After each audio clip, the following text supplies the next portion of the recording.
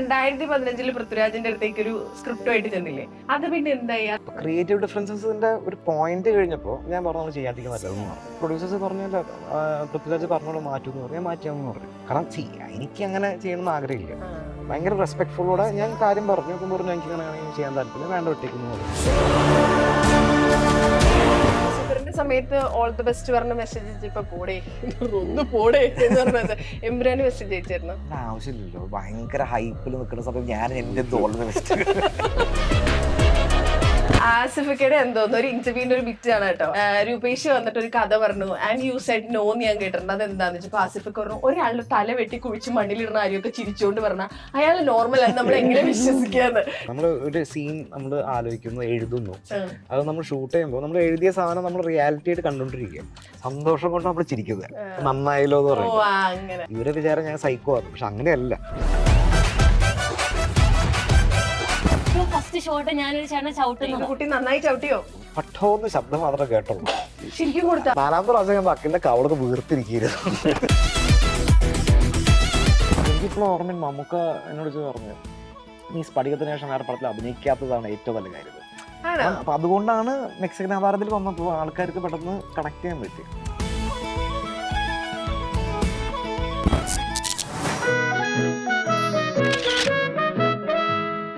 ഭാരതകുന്നിന്റെ സ്വന്തം വത്സല ക്ലബ്, വത്സല ക്ലബിന്റെ സ്വന്തം ആർട്ടിസ്റ്റുകൾ, അവരാണ് ഇന്ന് ലൈറ്റ്സ് ക്യാമറ ടോക്കിൽ. അപ്പൊ അനിലേട്ട, and Rupesh, welcome to lights camera talk.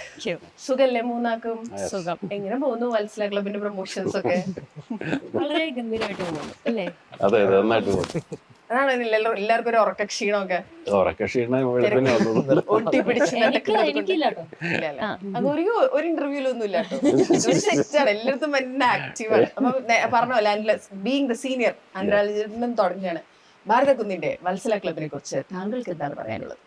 ഇത് ഒരു ഫീൽ ഗുഡ് മൂവി ആയിരിക്കും എന്തായാലും. ചിരി ഏറെക്കുറെ ഗ്യാരണ്ടീഡാണ്. അപ്പം ആ ഒരു മൂഡിൽ എല്ലാവരും വരിക, കാണുക. ഇതൊരു കൊച്ചു ചിത്രം എന്ന് പറയാമെങ്കിലും ഒരു വലിയ ചിത്രത്തിൻ്റെ എല്ലാ ചേരുവയും ഇതിനകത്തുള്ള ഒരു വളരെ ഭംഗിയായിട്ടുള്ളൊരു ഫാമിലി സറ്റയർ തന്നെയായിരിക്കും. പിന്നെ വലിയ ചിത്രത്തിന്റെ എല്ലാ ചേരുവയുണ്ടെങ്കിൽ നമ്മൾ എന്തിനാ കൊച്ചു ചിത്രം എന്ന് പറയുന്നു? അല്ല, അങ്ങനെ കൊച്ചു ചിത്രം എന്ന് പറയരുതെന്നാ പറഞ്ഞത്. ചെറിയൊരു പടമാണ്, പക്ഷെ എല്ലാവർക്കും ചിരിക്കാം. വലിയ മനസ്സുള്ള ചെറിയ സിനിമ. How did Vatsala club happen to you? Vatsala club എങ്ങനെ സംഭവിക്കാന്ന് വെച്ച് കഴിഞ്ഞാൽ ഒരു ദിവസം എന്നെ വിളിച്ചിട്ട് മുരുകൻ ചേട്ടൻ പ്രൊഡക്ഷൻ ചേട്ടനോടെ ഞാൻ മുന്നേ ഒരു പടം ചെയ്തിട്ടുണ്ടായിരുന്നു. അപ്പൊ ചേട്ടൻ എന്നെ വിളിച്ചിട്ട് പറഞ്ഞു ഗൗരി ഒരു അറിയല്ലേ. ഒന്നും അറിയാണ്ട് അപ്പൊ വിളിച്ചിട്ട് പറഞ്ഞു ഇങ്ങനെ കഥയുണ്ട്, കേൾക്കണുണ്ടോന്ന് ചോദിച്ചു. ഡയറക്ടർ കോണ്ടാക്ട് ചെയ്യുന്ന. അപ്പൊ ഞാൻ ചോദിച്ചാ കേൾക്കാ. അങ്ങനെ എന്താ ചെറു ചിരിക്കില്ലേ? ഓക്കെ. അപ്പൊ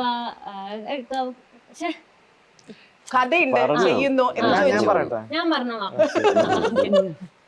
അങ്ങനെ കഥ എനിക്ക് സ്ക്രിപ്റ്റ് അയച്ചു തന്നു. എന്നിട്ട് ഡയറക്ടർ വിളിച്ച് സംസാരിച്ചായിരുന്നു. അപ്പൊ ഞാൻ സാൻ ഉണ്ട്, അപ്പൊ അവനോട് സംസാരിച്ചു. അപ്പൊ പറഞ്ഞു ഇത് കേട്ട് കഴിഞ്ഞപ്പോ എനിക്ക് ഭയങ്കര കൺഫ്യൂസ്ഡ് ആയിരുന്നു. കാരണം എനിക്ക് സ്ക്രിപ്റ്റ് സെലക്ട് ചെയ്യുന്ന. അപ്പൊ സാനിനോട് സംസാരിച്ചപ്പോ സംസാരിച്ചപ്പോ പറഞ്ഞു നല്ല ഈ ഒരു കുഞ്ഞിരാമായണം ആ വൈബൊക്കെ കണക്ട് ചെയ്യുന്ന പോലെ ഉണ്ട് എന്ന് പറഞ്ഞു. അപ്പൊ അവനാണ് പറഞ്ഞു നീ ചെയ്ത അടിപൊളിയായിരിക്കും എന്ന് പറഞ്ഞു. അങ്ങനെയാണ് ഇതിലൊരു മരം കയറി പെണ്ണ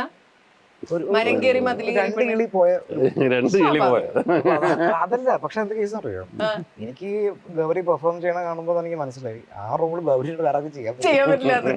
ഇറീപ്ലേസബിൾ. നല്ലതാ പറഞ്ഞത്. അതൊരു കോംപ്ലിമെന്റ് ആണ്. കോംപ്ലിമെന്റ് ചെയ്ത് കഴിഞ്ഞാലും ഗൗരിക്ക് സംശയം ഇത് മറ്റേ കുത്തുതാണോ. അല്ല അതൊക്കെ വരും കേട്ടോ. ചില ആൾക്കാർ സംസാരിക്കുമ്പോഴേ ഇവരിത് കളിയാക്കുവാണോ സീരിയസ് ആയിട്ട്. പക്ഷെ അത് കോംപ്ലിമെന്റ്. കാരണം ഡബിങ് കഴിഞ്ഞ് വന്നപ്പോ ചേട്ടൻ എനിക്കൊരു വോയിസ് ഒക്കെ അയച്ചപ്പോ ഭയങ്കര ഹാപ്പി ആയി. സഡൻ ആക്ഷൻ, ഒരു ആക്ഷൻ ഹീറോയിനാണ്. എനിക്ക് തോന്നിച്ചില്ലേ നമ്മള് പണ്ടത്തെ സിനിമകൾ കാണുമ്പോ ഇപ്പോ ഉർവശി ചേച്ചി, മറ്റേ മഴവിൽ കാവടി, അങ്ങനെ കുറെ സിനിമകളുണ്ടല്ലോ എക്സെൻട്രിക് ആയിട്ടുള്ള. അപ്പൊ അത് എക്സെൻട്രിക്കും ആണ്. പക്ഷെ അത് നല്ല നടിമാർക്ക് അത് പുൾ ഓഫ് ചെയ്യാൻ പറ്റുള്ളൂ. അപ്പൊ ഞാനെപ്പോഴും നമ്മള് ഇപ്പൊ അത് ഭയങ്കര മിസ് ചെയ്യുന്നുണ്ട്. ഇപ്പൊ ഉള്ള ഞാൻ ആരെയും കുറച്ച് പറയണതല്ല, ഇപ്പൊ മനസ്സിലായി. കാണുന്ന സിനിമകളിൽ അങ്ങനത്തെ ക്യാരക്ടേഴ്സ് ഇല്ല, ഗ്രാമ കഥകളില്ല, ഒന്നുമില്ല. അപ്പൊ പെട്ടെന്ന് ഇതൊരു ഭയങ്കര ഒരു നൊസ്റ്റാളജി എനിക്ക് കിട്ടി ഞാൻ ഡബിങ് കഴിഞ്ഞപ്പോൾ. എനിക്ക് ഞാൻ പറഞ്ഞു എന്താ പറയാ, വേണമെന്ന് വെച്ച ഭാവിയിലത്തെ ഒരു യങ് ഉർവശിയായിട്ട് മാറണം. കോംപ്ലിമെന്റ് ആണ് കേട്ടോ. എനിക്ക് വയ്യ. അന്നേരം കുറച്ച് പൊങ്ങി എഴുന്നേറ്റ് 2-3 പ്രാവശ്യം ആ അത് voice ചുമ്മാ വെറും ഒരു ആക്ടറാണെങ്കിൽ വേണ്ടില്ല, ആക്ടർ, ഡയറക്ടർ, റൈറ്റർ. അല്ല ഞാനത് അന്ന് വോയിസ് ഞാൻ പിന്നെ 2-3 തവണ കേട്ടായിരുന്നു. എനിക്ക് ഭയങ്കര സന്തോഷം. അപ്പൊ അത് പറയുമ്പോ 2-3 തവണ കേട്ടപ്പോ അടുത്ത വോയിസ് ഉണ്ട്. അപ്പൊ അടുത്ത പടത്തിൽ ഞാനില്ലേ എന്ന് ചോദിച്ചില്ലേ? അല്ല അത് ഇപ്പൊ നമ്മളങ്ങനെ സ്വാഭാവികം. ചോദിക്കുന്നില്ല, അവർക്ക് തോന്നണമല്ലോ. മനസ്സിലായോ? അങ്ങനെയുള്ള കുഞ്ഞ് കരയുന്ന കുട്ടിക്ക് പാലും. പാലുള്ളൂ. എന്നാലും ചേട്ടൻ തന്നെ അറിയാലോ. അല്ല ഞാൻ സത്യം പറഞ്ഞല്ലേ, ഇത് പറഞ്ഞ വലിയൊരു ചോദ്യം. കാരണം എല്ലാവരും നമ്മൾ വിളിക്കാറുണ്ട്, സംസാരിക്കാറുണ്ട്. ഞാനൊരു ഇൻസിഡന്റ് പറയാം. അതായത് ഞാൻ തീവ്രം സിനിമ സംവിധാനം ചെയ്തതിന് ശേഷം യൂട്യൂബ് ബ്രൂട്ടസ് എന്ന് പറഞ്ഞ സിനിമ ആസിഫ് അലി, ടോവിനോ, ശ്രീനേട്ടനെ വെച്ചിട്ട് ചെയ്തു. അതിൽ അജു വർഗീസ് ഒരു ഈ കൂട്ടത്തിൽ തന്നെ ഒരു വലിയൊരു ഇമ്പോർട്ടൻറ്റ് റോള് അജു ചെയ്യാൻ വേണ്ടി വരുന്നു. അജു കമ്മിറ്റ് ചെയ്തു, അഡ്വാൻസ് വെച്ചാൽ എല്ലാം കഴിഞ്ഞു. പക്ഷെ നമ്മുടെ ഷൂട്ടിംഗ് ഡേറ്റ്സ് മാറിപ്പോയി. നമ്മുടെ ഷൂട്ടിംഗ് ഡേറ്റ് എന്ന് ഞങ്ങൾ തീരുമാനിച്ചു, ഇന്ന സമയത്ത് തുടങ്ങാമെന്ന് തീരുമാനിച്ചു. ആ സമയത്ത് അജു US സ്റ്റക്കായി പോയി. ഈസ് എ വെരി പ്രൊഫഷണൽ ഗൈ. ഞാൻ പറഞ്ഞു, ചേട്ടാ ഞാൻ US പോവാണ്, ഇത്ര ദിവസം കഴിഞ്ഞിട്ട് വരുമല്ലോ, വാങ്ങിച്ച അഡ്വാൻസ് തിരിച്ചു തന്നു. അപ്പൊ അത് ഭയങ്കര പ്രൊഫഷണൽ ആയിട്ട് നമുക്ക് ഡീൽ ചെയ്തത്. അപ്പോൾ ഈ യൂട്യൂബ് ബ്രൂട്ടസിനൊക്കെ മുമ്പ് തീവ്രം കഴിഞ്ഞപ്പോൾ എന്നെ സുധി ഗോപ്പ് എപ്പോഴും വിളിക്കും.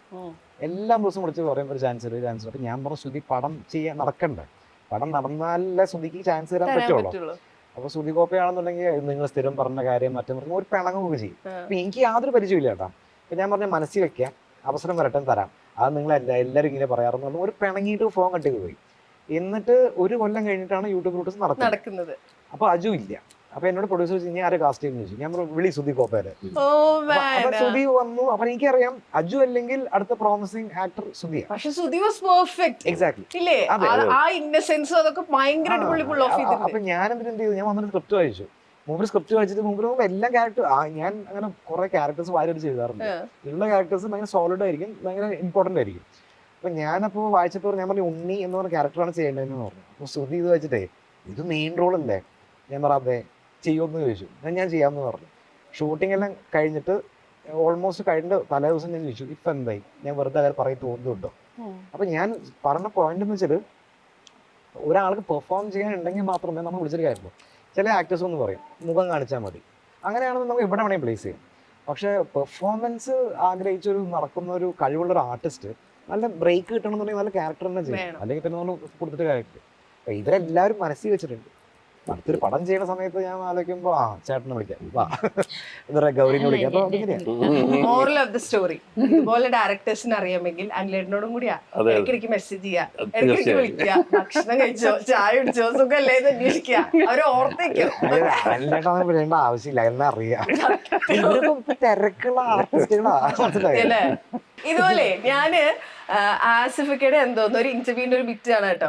അതിലിങ്ങനെ ആസിഫിക്കോട് ചോദിക്കട്ടെ, യൂട്യൂബ് ബ്രൂട്ടസിന് മുന്നേ രൂപേഷ് വന്നിട്ട് ഒരു കഥ പറഞ്ഞു, ആൻഡ് യു സെഡ് നോ എന്ന് ഞാൻ കേട്ടിട്ടുണ്ട്. അതെന്താന്ന് വെച്ചാൽ ആസിഫിക്ക് പറഞ്ഞു, ഒരാളുടെ തല വെട്ടി കുഴിച്ച് മണ്ണിലിടുന്ന ആരെയൊക്കെ ചിരിച്ചുകൊണ്ട് പറഞ്ഞാൽ അയാൾ നോർമൽ ആണ്, നമ്മൾ എങ്ങനെ വിശ്വസിക്കാന്ന്. ഡയറക്ടറെ കുറിച്ച് അറിയാം. ശരിക്കും അങ്ങനെയാ? ഈ എന്ത് സംഭവിച്ചാലും ചിരിച്ചത് 26 ദിവസം ഷൂട്ടിൽ 23 ദിവസം പിന്നെ ചിരിയാണ്. അല്ല എന്താ കാര്യം എന്ന് അറിയോ, അതിപ്പോ എനിക്ക് ഇത് ഉണ്ടായ സംഭവം. പക്ഷെ എന്താ പറയാ, നമ്മളെ ഞാൻ എൻ്റെ ഒരു പെർസ്പെക്റ്റീവ് പറയാം. നമ്മൾ ഒരു സീൻ നമ്മൾ ആലോചിക്കുന്നു, എഴുതുന്നു, അത് നമ്മൾ ഷൂട്ട് ചെയ്യുമ്പോൾ നമ്മൾ എഴുതിയ സാധനം നമ്മൾ റിയാലിറ്റി ആയിട്ട് കണ്ടുകൊണ്ടിരിക്കുക. ചിലപ്പോൾ നമ്മൾ വിചാരിച്ചതിനെക്കാട്ടും നന്നായിട്ട് ഇവരുടെ പെർഫോമൻസ് എല്ലാം വരുമ്പോൾ നന്നായിട്ട് നമ്മൾ കാണുമ്പോൾ സന്തോഷം കൊണ്ട് നമ്മൾ ചിരിക്കുന്നത്, നന്നായല്ലോ എന്ന് പറയുന്നത്. പക്ഷെ ഇവര് വിചാരിക്കുമ്പോൾ അവിടെ മറ്റേ വെട്ടും കുത്തും കഴിഞ്ഞിട്ട് ഞാൻ ചിരിച്ചുകൊണ്ടിരിക്കുക എന്ന് പറയുമ്പോൾ ഇവരെ വിചാരം ഞാൻ സൈക്കോ ആണ്. പക്ഷെ അങ്ങനെയല്ല. സത്യബന്ധമായിട്ട് പറയുകയാണെന്നുണ്ടെങ്കിൽ നമ്മൾ ആ എഴുതിയ ഒരു സാധനം, നമ്മൾ എൻവിഷൻ ചെയ്ത സാധനം നമ്മൾ അവസാനം ഷൂട്ട് ചെയ്തത് റിയാലിറ്റി ആയിട്ട് കാണുമ്പോൾ അതിനുണ്ടാവുന്ന ഒരു നമുക്ക് ഉണ്ടാവുന്ന സന്തോഷമില്ലേ. ചില ആൾക്കാർ ചിരിക്കാറില്ല, ഞാൻ ചിരിക്കും. അത് ഇതേ പേടി തീവ്രത്തിന്റെ സമയത്ത് ദുൽഖറിനുണ്ടായിരുന്നു കേട്ടിട്ടുണ്ട്. ദുൽഖർ വീട്ടിൽ ചെന്ന് മമ്മൂക്കയുടെ എന്ന് പറഞ്ഞു, എല്ലാം ഓക്കെയാണ്, പുള്ളി പെർഫെക്റ്റ് ആണ്, പുള്ളി എടുക്കുന്ന ഷോർട്സ് ഒക്കെ കിടുവാണ് പാപ്പ, പക്ഷെ വെറുതെ ചിരിക്കും, എപ്പോഴും ചിരിക്കും. അപ്പൊ മമ്മൂക്ക പറഞ്ഞു, അത് നീ പേടിക്കണ്ട, കുഴപ്പമില്ല, നോർമലാണ്. അല്ല അത് വേറൊരു രസം വെച്ചാല്, സാധാരണ ദുൽഖർ അതിനും തൊട്ടു മുമ്പ് ചെയ്ത സിനിമ ഉസ്താദ് ഹോട്ടൽ. അപ്പൊ എന്താ പറയാ, അൻവർ റഷീദിന്റെ ഒരു വേ ഓഫ് മേക്കിംഗ് ഭയങ്കര ഡിഫറെന്റ്. മൂപ്പര് ഒരു സാധനം ഇതിന് വേണ്ടിയിട്ട് ഇങ്ങനെ കാത്തിരിക്കും. ആർട്ടിസ്റ്റുകൾ വെയിറ്റ് ചെയ്യേണ്ടി വരും. ചിലപ്പോൾ ഒരു ക്ലൗഡിൻ്റെ ഫോർമേഷൻ മാറാൻ വേണ്ടിയിരിക്കും. ഭയങ്കര ടൈം എടുക്കുന്നതാണ്. അപ്പോൾ സാധാരണഗതിയിൽ ഉസ്താദ് ഹോട്ടലിൻ്റെ ഷൂട്ട് കഴിയുമ്പോൾ രാവിലെ 6 മണിക്ക് പോയിട്ട് അടുത്ത ദിവസം രാവിലെ പുലർച്ചെ 4 മണിക്കാണ് വരിക. മനസ്സിലായി? അപ്പോൾ അത് കഴിഞ്ഞിട്ട് പിന്നെയും രാവിലെ 6 മണിക്ക് പിന്നെയും ഇത് ഇങ്ങനത്തെ ഒരു വലിയൊരു സ്കെഡ്യൂളായിരുന്നു നമ്മുടെ ഉസ്താദ് ഹോട്ടൽ. ഞങ്ങളുടെ അവിടെ ഷൂട്ട് ചെയ്യാൻ അതിനുശേഷം ദുൽഖർ അഭിനയിക്കുന്ന നമ്മുടെ തീവ്രം. അപ്പോൾ തീവ്രത്തിൽ അഭിനയിക്കുന്ന സമയത്ത് ദുൽഖർ രാവിലെ ഞാൻ പറയും ഒരു 9 മണിയായിട്ട് വന്നാൽ മതി എന്ന് പറയും. കാരണം അതിന് മുമ്പ് എടുക്കാൻ ഞങ്ങൾക്ക് കുറേ സാധനമുണ്ട്.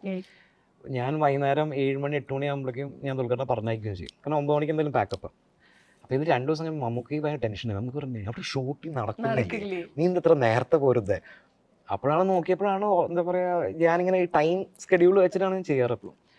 അപ്പോൾ നമുക്ക് ഇയാണെന്നുണ്ടെങ്കിൽ എന്താ പറയുക, പിന്നീട് ദുൽഖർ ഈ പറഞ്ഞ അവൻ ചിരിച്ചുകൊണ്ടിരിക്കാന്ന് പറഞ്ഞപ്പോൾ അവൻ എടുക്കുന്നുണ്ടോ, അത് നീ കണ്ടോ, അത് മതി, കൂടുതൽ ചിന്തിക്കേണ്ട, അങ്ങനൊക്കെ പറയും. അപ്പം നമുക്ക് ഇത്രയധികം എക്സ്പീരിയൻസ് ഉണ്ടല്ലോ. അപ്പോൾ അങ്ങനെ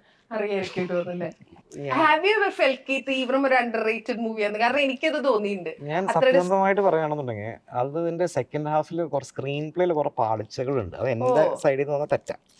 അപ്പോൾ ആ പാളിച്ചകൾ എന്താ പറയുക, നമ്മൾ സിനിമ കാണുമ്പോൾ അതിൽ ഇപ്പോഴും ഉണ്ട്. അന്ന് ഇപ്പം എൻ്റെ കേസാണ്, നമ്മളിപ്പോൾ തിയേറ്ററിൽ പോയിട്ട് പടം കാണുമ്പോൾ ആ ഒരു വ്യൂയിങ് എക്സ്പീരിയൻസും പിന്നെ ടി വിയിലും OTT-ലും കാണുമ്പോൾ രണ്ട് എക്സ്പീരിയൻസാണ്. അപ്പോൾ ഇപ്പോൾ എല്ലാവരും ഇപ്പം ഗംഭീര ആ സിനിമയുടെ കോൺസെപ്റ്റും വേ അതിൻ്റെ ഒരു റിവേഴ്സ് സ്ക്രീൻ പ്ലേ എന്നൊരു പരിപാടിയുണ്ട്. ഇതെല്ലാതും ഭയങ്കര ന്യൂ ആണ്, യുണീക്കാണ്. അപ്പോൾ എന്താ പറയുക, ജനങ്ങൾക്ക് അതാണ് അതിനോട് ഇത്രയും ഇഷ്ടം തോന്നുന്നത്. പിന്നെ മാത്രമല്ല ദുൽഖർ സൽമാൻ ഗംഭീരമായിട്ട് അഭിനയിച്ച സിനിമയാണ്. ഇമോഷണലി നമുക്ക് ഭയങ്കര കണക്ട് ചെയ്യാൻ പറ്റും. ദുൽഖർ ഒരു ബോയ്സ് ഫീൽ, ഒരു ക്യൂട്ട് ഫീൽ മാറിയിട്ട് ഒരു ഡാർക്ക് ത്രില്ലറിന്റെ സാധനം. മാത്രമല്ല അതിൽ പറയുന്ന വിഷയം ഇപ്പോഴും ഇന്ത്യയിൽ റെലവെന്റ് ആണ്. ഇന്ത്യയിലെ ലോകം എല്ലായിടത്തും റെലവെന്റ് ആണ്. അപ്പോൾ അതാ പറഞ്ഞത്, അതാണ് ഇതിൽ ടേക്ക് അവേ എന്ന് പറയുന്നത്. പക്ഷെ തിയേറ്ററിൽ പരാജയമാണെന്ന് ഞാൻ സമ്മതിക്കില്ല. കാരണം അതൊരു ലിമിറ്റഡ് ബഡ്ജറ്റിൽ നമ്മൾ ഷൂട്ട് ചെയ്തത്. അത് എന്താ പറയുക, മഴവിൽ മനോരമയാണ് അതിൻ്റെ സാറ്റലൈറ്റ് റൈറ്റ്സ് ഒക്കെ വാങ്ങിച്ചത്. അപ്പോൾ ഞങ്ങൾ എന്താ പറയുക, റിലീസിന് മുമ്പേ തന്നെ പ്രോഫിറ്റിലായിരുന്നു.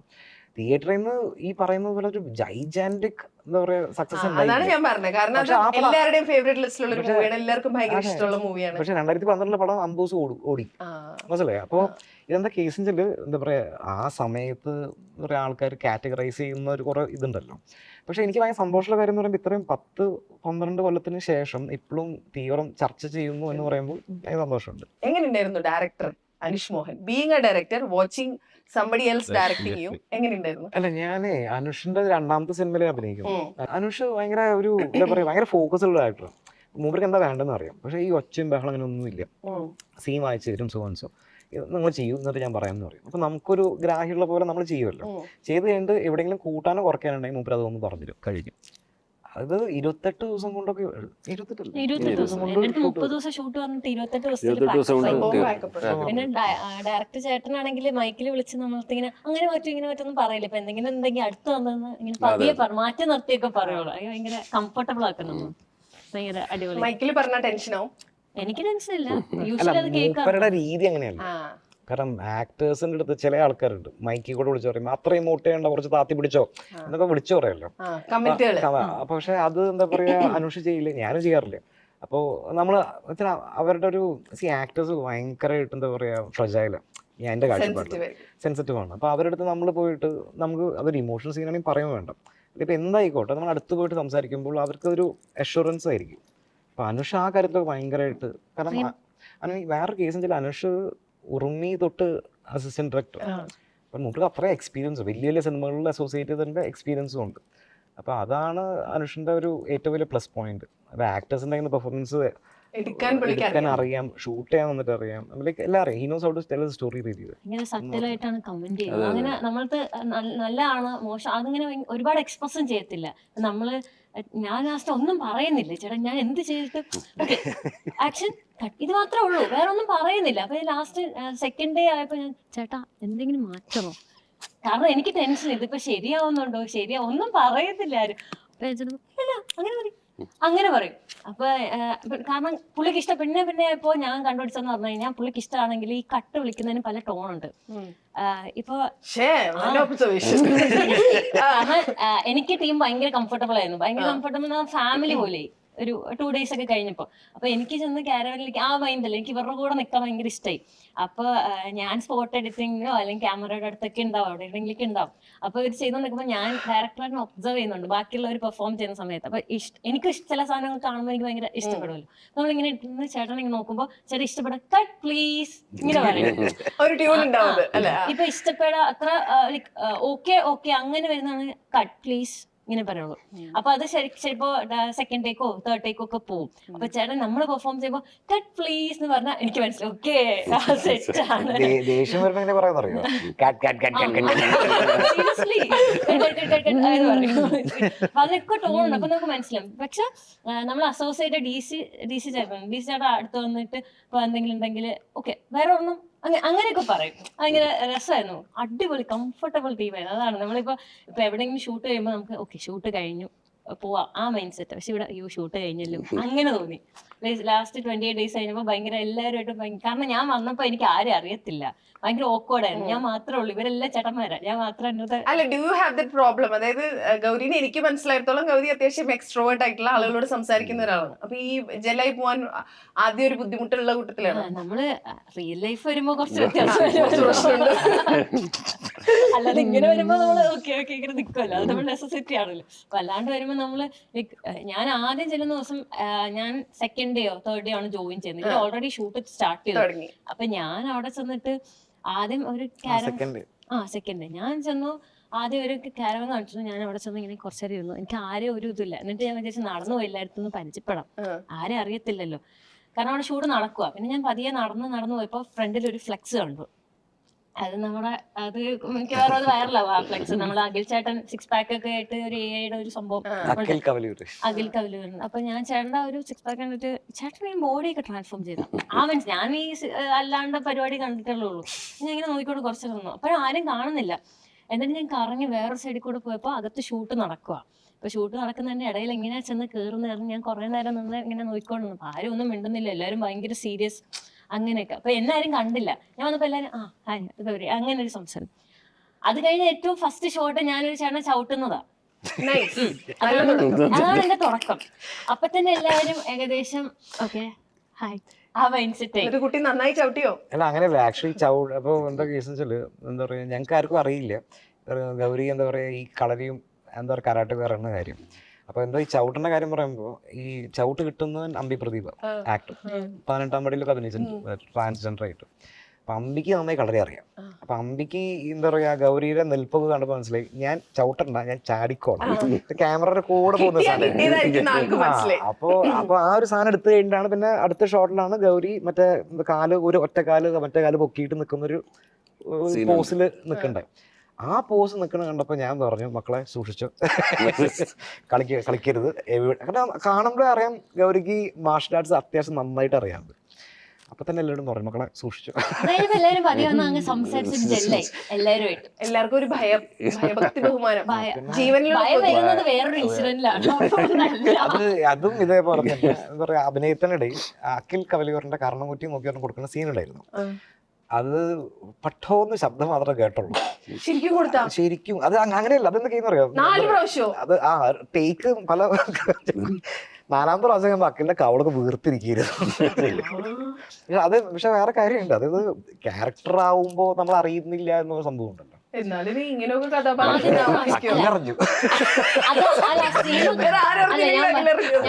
സിനിമ കാണുമ്പോൾ അതിന്റെ ഒരു ഞാൻ ഏത് ഇമോഷനിലും കൂടെ കടന്നു പോയെന്ന് മനസ്സിലാവും. ആക്ച്വലി ഞാനതിൽ കൺട്രോൾ ചെയ്ത് കഴിഞ്ഞാൽ പെർഫോമൻസിൽ എന്തെങ്കിലും, കാരണം അത് അങ്ങനത്തെ ഒരു സാധനമായിരുന്നു. അപ്പത്തേക്കും ചേട്ടൻ രൂപേഷ് ചേട്ടൻ എന്റെ അടുത്ത് 2ാമത്തെ ആദ്യത്തെ അടി നന്നായിട്ട് കിട്ടി. അപ്പത്തേക്കും എനിക്ക് എന്ന് ഞാൻ സോറി എന്ന് അങ്ങനെ പറഞ്ഞില്ല, എടാ ഇങ്ങനെ ആക്കിയോ. അപ്പൊ 2ാമതിൽ ചേട്ടൻ പറഞ്ഞു എടാ ഒന്ന് ജസ്റ്റ് ഒന്ന് ഇങ്ങനെ പോയാൽ മതി. ക്യാമറ കൂടിയാണല്ലോ ഇരിക്കുന്നത്, അപ്പൊ ഫേസിൽ അടിക്കണ്ട, ഇങ്ങനെ ക്രോസ് ചെയ്താൽ മതി, മറ്റേ റിയാക്ട് ചെയ്തെന്ന് പറയും. പക്ഷെ കുട്ടി അഭിനയിച്ച് ക്യാരക്ടറായി. 2ാമത്തേതാണ് ഓക്കെ, 2ാമത്തേതാണ് അതായത് പല ആംഗിളിൽ നിന്ന് പോവാണല്ലോ. ഫസ്റ്റ് അത് കഴിഞ്ഞിട്ട് ക്ലോസ് ഷോട്ട് വന്നപ്പോ ഞാൻ ചെറുതായിട്ട് അത്ര വലിയ കൊണ്ടില്ല, എന്നാലും കുറച്ച് നന്നായിട്ട് കൊണ്ടു. ലാസ്റ്റ് 4ാമത്തെ ഒരു ഷോട്ട് ഒരു വേറൊരു ആംഗിളിൽ നിന്ന് വെച്ചു. അപ്പൊ ചേട്ടനല്ല എന്നെയാ കിട്ടുന്നത്, പക്ഷെ ചേട്ടൻ എന്റെ കയ്യിൽ കറി ഉണ്ട് ബീഫിന്റെ. കറി കയ്യിലിരിക്കുക. അത് അടി എന്ന് പറഞ്ഞിട്ടുണ്ടല്ലോ, 4ാമത്തെ അടി ഒരു ഉഗ്ര അടി. എനിക്ക് തന്നെ പാവം തോന്നി. പിന്നെ ഇവര് പറയുന്നുണ്ട് ആംബുലൻസ് ഹെൽത്ത് ഇൻഷുറൻസ് ഒക്കെ എടുത്തിട്ട് ഞാൻ കുറച്ച് പുറകോട്ട് അല്ല ഞാനെന്താ പറയോ, അഖിൽചേട്ടൻ അടിച്ചു, ഓക്കെ അത് കഴിഞ്ഞു. അത് കഴിഞ്ഞിട്ട് വേറെ വൈശാഖേട്ടൻ ഉണ്ട്. വൈശാഖേട്ടൻ എന്നോട് പറഞ്ഞു എനിക്കൊരു ഇമോഷൻ വന്നു. അപ്പൊ ഞാൻ പറഞ്ഞു ചേട്ടാ ഞാൻ കടിച്ച ശരിയാവൂല, ഞാൻ ഇമോഷനിൽ നിൽക്കുക, അത് എന്റെ ഒരു അവസ്ഥ അങ്ങനെയാണ്. അപ്പൊ അടി കഴിഞ്ഞപ്പോ ഞാൻ ചോദിക്കും ഇനി ആരും ഒന്നും ചെയ്യരുത്, എന്തായാലും പാവങ്ങളല്ലേ പറഞ്ഞു. അപ്പൊ ചേട്ടനോട് പറഞ്ഞു നീ കടിച്ചു എന്നാലും എനിക്ക് ആ ഇമോഷൻ വരുള്ളൂ പറഞ്ഞു. വല്ല കിട്ടിയോ ഇല്ല ചോദിച്ചു പിടിച്ചു.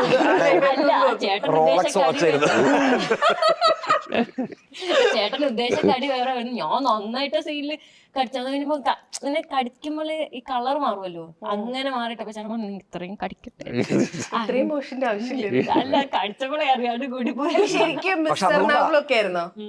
അല്ല പക്ഷെ അതുകൊണ്ട് അവൻ അഭിനയിച്ചു. 22 ബോഡി മസിൽസ് സീൻ കേട്ടോ. ഞാൻ ഒരു ഫോട്ടോ കൊണ്ട് മിസ്റ്റർ എറണാകുളം എന്നൊക്കെ പറഞ്ഞ അങ്ങനെ സംഭവിച്ചത്. അത് ആ സമയം കോളേജ് ലോക്ക്ഡൌൺ കഴിഞ്ഞിരിക്കുന്ന സമയം. കോളേജിന് വലിയ കോമ്പറ്റീഷൻസ് ഒന്നും വേണം. എനിക്കാണെങ്കിൽ കോമ്പറ്റ് ചെയ്യാൻ ഭയങ്കര ഇഷ്ടമാണ്. അപ്പൊ എന്തെങ്കിലും കോമ്പറ്റീഷൻ ജിമ്മിൽ പോയപ്പോ ചേട്ടൻ പറഞ്ഞു എടാ കോമ്പറ്റീഷൻ വരുന്നത് നീ ഇറങ്ങുന്നുണ്ടോ ചോദിച്ചു. അപ്പൊ ഞാൻ കുറച്ച് ജിമ്മിൽ ഹൈപ്പർ ആയിരുന്നു അന്നൊക്കെ. അപ്പൊ അവര് പറഞ്ഞു അപ്പൊ ഞാൻ പറഞ്ഞു ആ ചേട്ടാ ചെയ്യാം, കോമ്പറ്റീഷൻ അല്ലേ. അങ്ങനെ ഒരു ആവേശത്തിന് പുറത്ത് പോയി ചെയ്തതാ. അതൊരു തവണ ഉണ്ടായിരുന്നുള്ളത്, പിന്നെ ചെയ്തില്ല. പിന്നെന്താ ചെയ്യാതെ?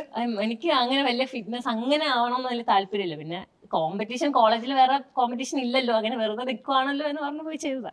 ഇപ്പൊ ഇതിന് നമ്മൾ വത്സല ക്ലബിനെ കുറിച്ച് വായിക്കുമ്പോൾ ഭാരതക്കുന്ന് എന്ന് പറയുന്ന ഒരു ഗ്രാമം, ഇതൊരു ഇമാജിനറി ഗ്രാമമാണല്ലോ. ഇപ്പൊ കുഞ്ഞിരാമായണത്തിലൊക്കെ പറയുന്ന പോലെ, അതായത് ഈ കല്യാണം മുടക്കികളുടെ ഒരു ഗ്രാമം. ആ ഗ്രാമത്തിനെ കുറിച്ച് നമുക്ക് അതർ ദാൻ കല്യാണം മുടക്കികളുടെ ഗ്രാമം എന്നുള്ളത് പറ്റി എന്താ പറയാ? ഇതാണ് കല്യാണം മുടക്കി. അതെ അതെ, ഇവരാണ് അവിടെ, ഇവരാണ് ആ ഗ്രാമത്തില് ആരും കല്യാണം കഴിപ്പിക്കില്ല, മറ്റേ ആരെയും കഴിപ്പിക്കില്ല. അതെന്താ കുട്ടി കല്യാണം കഴിച്ചിട്ടില്ലേ? അല്ല അങ്ങനെയില്ല, നമുക്കാവാം, പിന്നെ ആരും കല്യാണം കഴിക്കരുത്. അത് ഇവര് പുതിയതായിട്ട് കൊണ്ടുവന്ന നിയമം, ആരും കല്യാണം കഴിക്കാൻ പാടില്ല. പക്ഷെ അവര് നോർത്ത് ഇന്ത്യൻസിനൊക്കെ കല്യാണം കഴിക്കുന്നുണ്ട്. അതെ അതെ, അത് അത്രയൊക്കെ പോണ്ട. നാട്ടിലുള്ളവർ കല്യാണം കഴിക്കാൻ പാടില്ല. അതെ, ഇതിന് ഈ കഥ ഉണ്ടാവണമെങ്കിൽ ഒരു ഇൻസ്പിറേഷൻ വേണമല്ലോ. അതെന്തായിരുന്നു അത്? ഡയറക്ടർക്ക് അല്ലെങ്കിൽ റൈറ്റർക്കൊക്കെ എന്തെങ്കിലും കല്യാണം മുടക്കുകൾ ഞാൻ ഉണ്ടായിരുന്നു? അഭിനേതാവ് മാത്രം, എനിക്കൊരു പിടി ചോദിച്ചില്ലേ പക്ഷെ നിങ്ങൾ? അതല്ല. പക്ഷെ ഇതിന്റെ റൈറ്റർ ആക്ച്വലി എന്താ പറയാ, ഭയങ്കര വ്യത്യസ്തമായിട്ട് ചിന്തിക്കുന്ന ഒരാളാണ്. കാരണം ഈ അദ്ദേഹം വേറെ കുറേ സാധനങ്ങൾ എഴുതിയത് ഞാൻ വായിച്ചിട്ടുണ്ട്. നമ്മൾ ഭയങ്കര out of the box concepts ആണ് എപ്പോഴും മൂപ്പര് ആലോചിക്കാറുണ്ട്. അപ്പൊ നമ്മൾ കേൾക്കുമ്പോൾ തന്നെ ഫസ്റ്റ് എന്താ പറയുക, നമ്മുടെ ഹിയറിംഗിൽ ആ സാധനം കിട്ടുമ്പോൾ ഭയങ്കര രസമുണ്ടല്ലോ, കൊള്ളാലോ സംഭവമുണ്ട്. അത് അപ്പൊ ഇത് അദ്ദേഹത്തിന്റെ ആദ്യത്തെ സിനിമയാണ് ആസ് എ റൈറ്റർ. പക്ഷെ ഇതിന് ശേഷം ഈ വരുന്ന ഐറ്റംസ് ഒക്കെ കാണുമ്പോൾ നമുക്കൊരു, ഇപ്പൊ നമ്മൾ പഞ്ചവടി പാലം എന്നൊരു സിനിമ, അത് ഭയങ്കര ഡിഫറെന്റ് ആയിരുന്നു. ഞാൻ ആദ്യമായിട്ട് അങ്ങനത്തെ ഒരു സിനിമ നമ്മൾ കാണുന്നത്. അപ്പൊ എന്ന് പറഞ്ഞാൽ പക്ഷെ അങ്ങനത്തെ കുറെ തോട്ട്സ് ഉള്ള ആളാണ് ഇദ്ദേഹം. അതുകൊണ്ട് ഇതല്ല ശരിക്കും, ഇത് കഴിഞ്ഞിട്ട് അദ്ദേഹം ചെയ്യുന്ന അടുത്ത സിനിമകളാണ് നമ്മൾ ജഡ്ജ് ചെയ്യേണ്ടത്. അപ്പോഴാണ് മൂപ്പരുടെ ഒരു സ്കില്ല് പുറത്തോട്ട് കറക്റ്റ് സ്കിൽ. ഇത് ഈ 2015 പൃഥ്വിരാജിന്റെ അടുത്തേക്ക് ഒരു സ്ക്രിപ്റ്റുമായിട്ട് ചെന്നില്ലേ, അത് 2017 വിത്ത് കറക്ഷൻസ് ഒക്കെ പുള്ളി ചോദിക്കുകയും ചെയ്തില്ലേ, അത് പിന്നെ എന്തായി? അതെന്താ ഈ സ്ക്രിപ്റ്റിൽ പണിയെടുക്കാത്തത്? സ്ക്രിപ്റ്റ് പണിയെടുക്കാത്തതല്ല, എന്ന് കാര്യം അറിയാം. ഒരു പോയിന്റ് കഴിഞ്ഞാല് ഇപ്പം എന്താ കേസ് അറിയാം, എൻ്റെ പ്രശ്നമായിരിക്കും ചിലപ്പോൾ. നമ്മളിപ്പോൾ എനിക്ക് എങ്ങനെയെങ്കിലും സിനിമ ചെയ്യണ്ട, ഞാൻ ഉദ്ദേശിക്കുന്ന സിനിമ ആണ് എനിക്ക് ചെയ്യാൻ ആഗ്രഹം ആസ് എ റൈറ്റർ ഡയറക്ടർ. അതായത് you want it to be perfect എന്ന് അതിനായിട്ട് ഉപരി ഇപ്പം ഞാനും ഇപ്പോൾ ഫോർ എക്സാമ്പിൾ ഇപ്പോൾ ഞാനിപ്പോൾ ചെയ്ത 2 സിനിമകൾ നോക്കിയാൽ തന്നെ ഇപ്പൊ തീവ്രം പോലെയല്ല യൂട്യൂബ് റൂട്ടേഴ്സ് ഒരിക്കലും ടോവിനെ ഇതുവരെ കണ്ടിട്ടുള്ള ഒരു സാധനേ അല്ല. അതായത് ഈ നിമിഷം വരെ അങ്ങനെ ടോവിനെ പിന്നെ കണ്ടിട്ടില്ല. എന്നോട് ചോദിക്കുകയാണെന്നുണ്ടെങ്കിൽ I am very proud about these 2 films. കാരണം ദുൽഖറിന്റെ one of the finest performance തീവ്രത്തില്.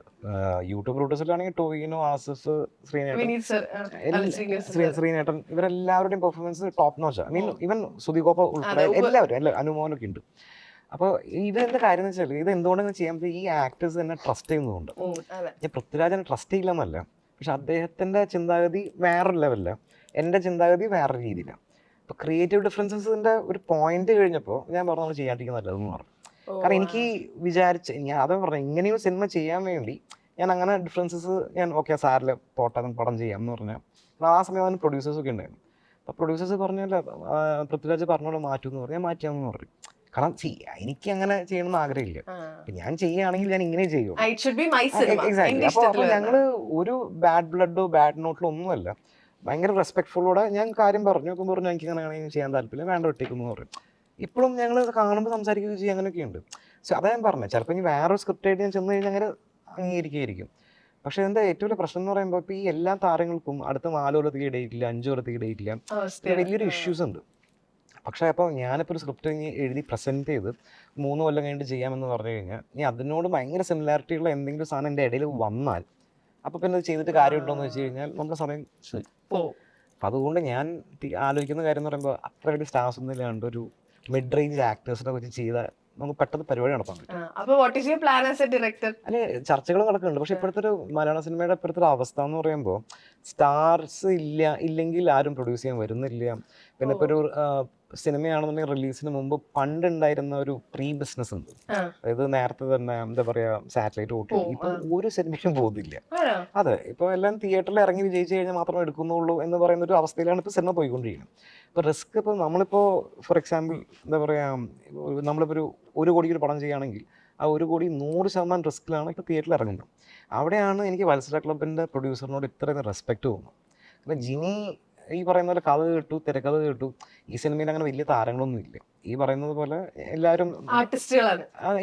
ഈ പറഞ്ഞ പോലെ തന്നെ എന്താ പറയുക ഫേസ് പരിചയമുണ്ട്, അല്ലാണ്ട് നമ്മളങ്ങനെ മറ്റേ എന്താ പറയുക ബിസിനസ് മോഡൽ സ്റ്റാർസ് ഒന്നും അല്ലല്ലോ. അപ്പോൾ പക്ഷെ അദ്ദേഹം നോക്കുമ്പോൾ ഈ കഥയ്ക്ക് ഈ കാസ്റ്റ് കറക്റ്റ്, നമുക്ക് ഇപ്പോൾ ഡയറക്ടറിൽ വിശ്വാസമുണ്ട്, നമുക്ക് ചെയ്യാവുന്ന പറഞ്ഞു. അപ്പോൾ നമ്മൾ ഏറ്റവും കൂടുതൽ റെസ്പെക്ട് തോന്നുന്ന ആളെന്ന് പറയുമ്പോൾ എനിക്ക് തോന്നുന്ന ആളെന്ന് പറയുമ്പോൾ എൻ്റെ പ്രൊഡ്യൂസർ. കാരണം അല്ലെങ്കിൽ സാധാരണ ഒരു പ്രൊഡ്യൂസറും എനിക്ക് തോന്നുന്നില്ല ഇപ്പോൾ ഉള്ള എക്സിസ്റ്റ് ചെയ്യുന്ന ആൾക്കാരൊന്നും ഈ റിസ്ക് എടുക്കാൻ തയ്യാറില്ല. അപ്പോൾ അങ്ങനെ വെച്ച് നോക്കുകയാണെന്നുണ്ടെങ്കിൽ ഇപ്പോൾ നമുക്ക് എന്താ പറയുക ഇതൊരു ആശ്വാസം. അപ്പോൾ ഈ കൾച്ചറൽ ക്ലബ്ബ് ഇപ്പോൾ നാളെ തിയേറ്ററിൽ ഇറങ്ങി ഒരു വൻ വിജയം നേടുകയാണെന്നുണ്ടെങ്കിൽ ഇതേപോലെ നമുക്ക് വേറെ കുറേ പടങ്ങൾ ചെയ്യാം, ചെറിയ മിഡ് ബഡ്ജറ്റ് പടങ്ങൾ. അപ്പോൾ അത് ചിലപ്പോൾ ഞാൻ പറഞ്ഞ എല്ലാതും വേണം. ഇവിടെ സ്റ്റാർ മൂവീസും വേണം, ഇങ്ങനത്തെ ചെറിയ പടങ്ങൾ ബാലൻസ് ആണ്. അപ്പൊ അങ്ങനെ പോവുകയാണെന്നുണ്ടെങ്കിൽ നല്ലൊരു മിക്സഡ് മാച്ച് ആയിരിക്കും എന്നാണ് എനിക്ക് തോന്നിയത്. ലൂസിഫറിന്റെ സമയത്ത് ഓൾ ദി ബെസ്റ്റ് പറഞ്ഞ മെസ്സേജ് ഇപ്പൊ പോടേ ഒന്ന് പോടേ എന്ന് പറഞ്ഞത് എംബ്രാന് മെസ്സേജ് അയച്ചായിരുന്നു. ആവശ്യമില്ലല്ലോ, ഭയങ്കര ഹൈപ്പിൽ നിൽക്കുന്ന സമയത്ത് ഞാൻ എൻ്റെ ഓൾ ദി ബെസ്റ്റ്. ലൂസിഫർ പറയുന്ന സമയത്ത് പൃഥ്വിരാജിന്റെ ആദ്യത്തെ ഡയറക്ടോറിയൽ വെഞ്ചർ, നമുക്ക് അതിന്റെ ഓൾ ദി ബെസ്റ്റ് പറയാം. പക്ഷെ പുള്ളിനെ കണ്ടാൽ നമുക്ക് തോന്നില്ലായിരുന്നു കേട്ടോ പുള്ളിക്ക് ആ ഒരു ടെൻഷൻ ഉണ്ട്. പുള്ളി മറ്റേ ഇല്ല, അത് ഞാൻ വല്ലാത്തൊരു പ്രത്യേക എന്താ പറയുക ഞാൻ അതായത് അവസാനം ഞങ്ങൾ കാണുന്നത് അയ്യപ്പനും കോശിയുടെ സെറ്റ് വെച്ചിട്ട്. അപ്പോൾ ഇവര് നൈറ്റ് ഷൂട്ടാണ് മൊത്തം. ഈ പറഞ്ഞ പോലെ തന്നെ 6 മണിക്ക് ഷൂട്ട് കഴിഞ്ഞിട്ട് അപ്പോൾ എന്നോട് പറഞ്ഞു 8 മണിക്ക് വന്നോളൂ എന്ന് പറഞ്ഞു. അപ്പം ഞാൻ നൈറ്റ് ഷൂട്ടല്ല, രാവിലെ കഴിഞ്ഞിട്ട് ഉറങ്ങണ്ടെന്ന് ചോദിച്ചു. അത് സാരില്ല, ഞാൻ അങ്ങനെ ഉറങ്ങിക്കഴിഞ്ഞാൽ പിന്നെ രൂപേഷ് പിന്നെയും വെയിറ്റ് ചെയ്യേണ്ടി വരും എന്ന് പറഞ്ഞല്ലോ. അപ്പം ഞാൻ എന്നിട്ട് കറക്റ്റ് 8 മണിക്ക് ചിലപ്പോൾ മൂപ്പര് ഫ്രഷ് ആയിട്ട് മൂപ്പര് എനിക്ക് വേണ്ടി വെയിറ്റ് ചെയ്തിരിക്കും. പ്രൊഫഷണലിസത്തിൻ്റെ അവസാനത്തെ വാക്കാണ് പൃഥ്വിരാജ്. അതുകൊണ്ട് മൂപ്പര് അങ്ങനെ ഒരു കുലുക്കൊന്നുമില്ല. പിന്നെ ഞാൻ വേറൊരു കാര്യം പറയട്ടെ, ഒരു 18ാമത്തെ വയസ്സ് തൊട്ട് അഭിനയിക്കാൻ തുടങ്ങിയാണ്. ഇത് എനിക്ക് ആ മനുഷ്യനാണെന്നുണ്ടെങ്കിൽ ജീവിതത്തിൽ സിനിമ എന്നല്ല വേറെ ഒരു ചിന്തയില്ല. അപ്പോൾ അങ്ങനത്തെ ഒരാൾക്ക് ഒരു പടം ഡയറക്റ്റ് ചെയ്യാന്ന് പറയുമ്പോൾ ഞാനിപ്പോൾ 2015 അവസരം സംവിധാനം ചെയ്തത്. ഞാനിപ്പോൾ ഇനി ഒരു പടം സംവിധാനം ചെയ്യുമ്പോൾ ഒരു ചെറിയൊരു ചങ്കെടുപ്പ് എനിക്കുണ്ടോ, കാരണം ഇത്ര ഗ്യാപ്പ് ഒന്നുമില്ല. പക്ഷെ അവരിപ്പോൾ ഡെയിലി ഇങ്ങനെ ചെയ്തുകൊണ്ടിരിക്കുമ്പോൾ നമുക്ക് സംവിധാനം ആയിക്കോട്ടെ, അഭിനയം ആയിക്കോട്ടെ, എന്തായിക്കോട്ടെ, കേക്ക് പോക്കെന്ന് എനിക്ക് തോന്നിയിട്ടില്ല. ഈ ചാക്കോ ഉണ്ടല്ലോ ഫാലിമിയില്, ഈ ചാക്കോ എങ്ങനെ അത് അഭിനയിച്ച് തീർത്തു. കാരണം ഈ ജഗദീഷ് ചേട്ടനെ ഞാൻ സ്ക്രീനിലൊക്കെ വലിയ സ്ക്രീനിൽ കാണുമ്പോൾ നമ്മൾ കണ്ടിട്ടുള്ള ജഗദീഷ് ചേട്ടനേ അല്ലല്ലോ. അപ്പൊ ആളുടെ ചങ്കാണല്ലോ ചാക്കോ. എങ്ങനെ ഉണ്ടായിരുന്നു? അതായത് അതിനു മുമ്പേ അന്താക്ഷരി എന്ന് പറയുന്ന ഒരു സിനിമയില് വഴി ബിപിൻ ദാസ് ആണ് ഫസ്റ്റിൽ ഇതിലോട്ടൊരു എൻട്രി എനിക്ക് വരുന്നത്. അതിലൊരു കുഞ്ഞു ഓഡീഷനൊക്കെ ഉണ്ടായിരുന്നു. അപ്പോൾ അത് കഴിഞ്ഞിട്ട് അന്ന് ഞാനും മകനും കൂടെയാണ് പോകുന്നത് എൻ്റെ ഓഡിഷൻ. അപ്പോൾ അത് ഐ വാസ് സെലക്റ്റഡ്. പിന്നെ അതിൻ്റെ ഷൂട്ട് കഴിയുന്നു, അത് ഹിറ്റായി. പിന്നെ കുറച്ച് ഓഡീഷനൊക്കെ പോയിട്ടുണ്ടെങ്കിലും ഒന്നും വിളിക്കാത്തത് കൊണ്ട് പിന്നെ അതിനെപ്പറ്റി അങ്ങ് മറന്നിരിക്കുകയായിരുന്നു. അപ്പോഴാണ് ഈ ഫാലിമിയുടെ ഓഡിഷന് വേണ്ടി വിളിക്കുന്നത്. അത് ശ്രീമൂലം ക്ലബിൻ്റെ ഓപ്പോസിറ്റുള്ള ഒരു ഫ്ലാറ്റിൽ വെച്ചായിരുന്നു. അവിടെ ആസ് യൂഷ്വൽ ഓഡീഷന് പോകുന്നു, 1-2 സീൻസ് ജയിപ്പിച്ചു. പിന്നീട് ഈ സിനിമയിൽ വന്നതിന് ശേഷമാണ് ഞാൻ അത് ജയിപ്പിച്ചത് ഈ സിനിമയിലുള്ള സീനാണെന്ന് എനിക്ക് മനസ്സിലായത്. അപ്പോൾ അത് കഴിഞ്ഞിട്ട് പിന്നെ ഞാൻ അത് മറ്റേ അച്ഛൻ ഇവിടെ ഉണ്ട്, അകത്ത് ഇപ്പൊ കഞ്ഞി കുടിച്ചിട്ട് അത്. അപ്പോൾ അത് കഴിഞ്ഞിട്ട് ഞാൻ സെക്രട്ടേറിയറ്റിൽ അണ്ടർ സെക്രട്ടറി ആയിട്ട് വർക്ക് ചെയ്യുന്ന ആളാണ്. അപ്പോൾ ഞാൻ എൻ്റെ ക്യാബിനിൽ ഇരിക്കുമ്പോഴാണ് എൻ്റെ പിയൂണ് വന്നിട്ട് പറയുന്നത്, സാറിനെ അന്വേഷിച്ച് ഇവിടെ ഒരു കോസ്റ്റ്യൂമർ ഇപ്പോൾ വന്നിരുന്നു, മൊബൈലിൽ വിളിച്ചിരുന്നു, ഞാൻ എടുത്തിട്ട് വെച്ചു എന്ന് പറഞ്ഞു. അപ്പം I thought I was in. അല്ലാതെ ചുമ്മാ കോസ്റ്റ്യൂമർ എന്നെ വിളിക്കില്ലല്ലോ. അങ്ങനെയാണ് അത് സംഭവിക്കുന്നത്. അത് പിന്നെ ഈ ഗവൺമെന്റ് ജോലിയുടെ ഒക്കെ ഇടയ്ക്ക് അഭിനയമോഹം how come? നല്ല സമാധാനത്തിൽ സന്തോഷത്തിൽ ഉറക്കമൊക്കെ കിട്ടി പോകുന്ന സമയത്ത് എന്തുകൊണ്ടാണ് അങ്ങനെ? കലാകാരന് പരിമിതികളില്ല കുട്ടി, അത് മനസ്സിലാക്കൂ. കലാകാരൻ അങ്ങനെ പരിമിതികളില്ല കുട്ടി. അല്ല അപ്പൊ ഈ സിനിമയിലൊക്കെ അഭിനയിക്കുന്നതിന് മുന്നേ ഇതുപോലെ വരിയു ഇൻടു ആക്ടിങ് അല്ലെങ്കിൽ ഡ്രാമ അങ്ങനെ എന്തെങ്കിലും ചെയ്തിട്ടുണ്ടോ? അത് when I was in college, I think it was happened in I was studied in LLB final year. അതൊന്നും ഒരു ഇതല്ല. LLB journalism. പിന്നെ ഈ ജോലിയുടെ കാര്യം പറഞ്ഞതിൽ അങ്ങനെ ഒരു എനിക്കൊരു സിനിമ പോയിട്ടുണ്ട്, തിയേറ്റർ എന്ന് പറഞ്ഞ് സജിൻ ബാബുവിൻ്റെ റിമ കല്ലിങ്ങലിൻ്റെ കൂടെ. അത് ത്രൂ ഔട്ട് ഉണ്ട്, 30 ദിവസത്തെ ഡേറ്റ് ആയിരുന്നു. അന്ന് ഞാൻ ലോക്സഭ ഇലക്ഷൻ്റെ നോഡൽ ഓഫീസറായിരുന്നു. അപ്പോൾ എൻ്റെ ലീവ് റിജക്റ്റ് ചെയ്യുകയും എനിക്ക് അത് പോകാൻ പറ്റാതെയും പോയിട്ടുണ്ട്. ഈ അഭിനയിക്കാനായിട്ട് പോകാൻ ലീവ് വേണം സർ എന്ന് തന്നെയാണോ അവിടെ പറയാറ്? ആണ്. അല്ല, അതിനകത്ത് എനിക്ക് സപ്പോർട്ട് ചെയ്യാൻ ആയിട്ടാണ് എൻ്റെ ഓഫീസർ, എസ്പെഷ്യലി വിജയശ്രീ മാം. അവർ പറഞ്ഞാൽ എനിക്ക് അത് അവരുടെ മകനുമൊക്കെ ഇതിൽ ഭയങ്കര താല്പര്യം. അവർ ഷീസ് ഓൾസോ. അതുകൊണ്ട് എൻ്റെ എല്ലാ സിനിമയും കാണാറുണ്ട്. അന്താക്ഷരി കണ്ടിട്ടുണ്ട്, ഫാലിമി കണ്ടിട്ടുണ്ട്, വാഴ കണ്ടിട്ടുണ്ട്, വ്യസനസമേത ബന്ധുമിത്രാദികൾ, എല്ലാ സിനിമയും എൻ്റെ ഇത് കാണാറുണ്ട് അവർ. ഇനിയിപ്പോ എത്ര സിനിമകൾ വരാനുണ്ട് വത്സല ക്ലബ് ഉൾപ്പെടെ?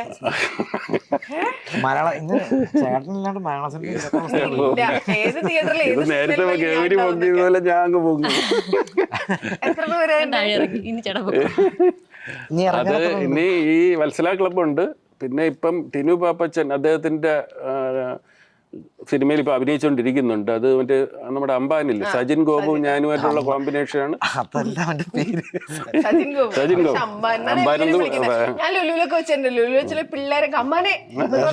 അതെ, അത് നമ്മൾ ഷൂട്ടിനിടയിലും, അത് അവിടെ ഒരു വലിയ ഉത്സവത്തിന്റെ ഇടയിൽ ഒരു ഷൂട്ട് ഉണ്ടായിരുന്നു. അപ്പോഴും പോകുമ്പോഴും അത്രയും സൈഡിൽ നിൽക്കുന്ന ആണും പെണ്ണും അമ്പാൻ എന്ന് പറഞ്ഞാണ് വിളിക്കുന്നത്. അല്ല, ആരും സജിൻ ഗോപു എന്ന് വിളിക്കാറില്ല. അതുകൊണ്ട് ഞാൻ പറഞ്ഞത് പുള്ളിയും ഞാനുമായിട്ടുള്ള കോമ്പിനേഷൻ സീനാണ് ഇനി എടുക്കാനുള്ളത്, എടുത്തു കഴിഞ്ഞത് അതുണ്ട്. പിന്നെ ഒരു വലിയൊരു ചിത്രം ഏറെക്കുറെ ആയിട്ടുണ്ട്, റിവീൽ ചെയ്യാൻ സമയമായിട്ടില്ല. ബിഗ് സ്റ്റാറിൻ്റെ സെൻസർ ബോർഡ് ഇരിക്കുന്ന ഓഫീസേഴ്സിന്റെ അവസ്ഥ അവർക്ക് ഒരു ദിവസം 2 സിനിമ വെച്ച് കാണുള്ളൂ. ഓരോ സിനിമ ഇതിലുണ്ടോ ഇതിലുണ്ടോ ഒരേ സമയം 4 എടുത്ത് വരെ കണ്ട ആൾക്കാരുണ്ട്. സംഭവ വിവരണം 4.5 സംഘം, അത് ദേശീയ അവാർഡ് വെച്ച കിഷാന്താണ് എൻ്റെ. അതിൽ എനിക്ക് ഒരുപാട് അഭിനന്ദനം കിട്ടിയ ഒരു സാധനമാണ്. അതിൽ ഞാൻ ഒരു നല്ല റോൾ അതിനകത്തുണ്ട്. അതും അതിൻ്റെ വാട്ട് ഹാപ്പൻസ്, ഇത് ഈ പറഞ്ഞ കൂട്ട് 6 to 6 ആയിരുന്നു അതിൻ്റെ ഷൂട്ട്. അതായത് കംപ്ലീറ്റ് ആ ATM ഒക്കെ കൊള്ളുന്ന അത് ഇന്ദ്രൻ സൈഡിന് ഞാനുമായിട്ടൊക്കെ ഉള്ളതൊക്കെ കറക്റ്റ് ഈവനിങ് 6 to മോർണിംഗ് 6 കഴിഞ്ഞു പുലർന്നിട്ടാണ് നിന്നത്. ആ ദിവസമൊക്കെ ഒരുപാട് പാടുപെട്ടു. കാരണം നമുക്ക് അങ്ങനെ ശീലമില്ലല്ലോ, നമ്മൾ ഓഫീസിൽ പോയിട്ട് സുഖമായിട്ട് വന്ന് ഉറങ്ങി.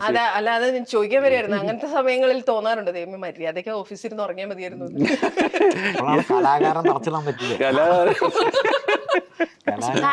പിന്നെ ഇതിനകത്ത് ഇടയിൽ വേറൊരു കുഴപ്പം കൂടെ ഉണ്ട്, ഒരു ഹെൽത്ത് ഇഷ്യൂ എനിക്കുണ്ട്. അതായത് back in 2013 I was hit by a massive heart attack and admitted to Trivandrum Medical College, putting 2 stents inside and still taking medicines. അപ്പോൾ അതുകൊണ്ട് ഈ പറഞ്ഞ കിഷാന്തിൻ്റെ ഇതിൽ ആ 6 to 6 എടുത്ത് 2 ദിവസം കഴിഞ്ഞപ്പം എനിക്ക് BP എങ്ങാണ്ട് ഷൂട്ട് ചെയ്ത് വയ്യാതായിരുന്നു. പക്ഷേ എന്തുകൊണ്ടോ ദൈവഭാഗ്യത്തിന് അതൊക്കെ ചെയ്യാൻ പറ്റി. ഇപ്പം അത് പ്രശ്നമൊന്നുമില്ല. അതിനുശേഷം വീണ്ടും ഞാൻ പോയി ഡോക്ടറെ കാണുകയില്ല. ഇപ്പം തന്നെ 2 വർഷത്തിൽ കൂടുതലായി.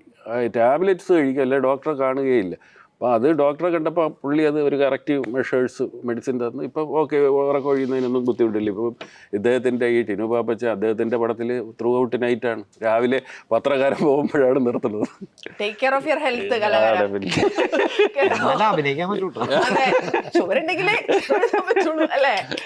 ഈ പറഞ്ഞ പോലെ ചാക്കോ മാഷിന്റെ തോമസ് ചാക്കോ ആവാനായിട്ട് പോകുമ്പോ അച്ഛൻ ആദ്യം പറ്റൂല എന്ന് പറഞ്ഞില്ലേ?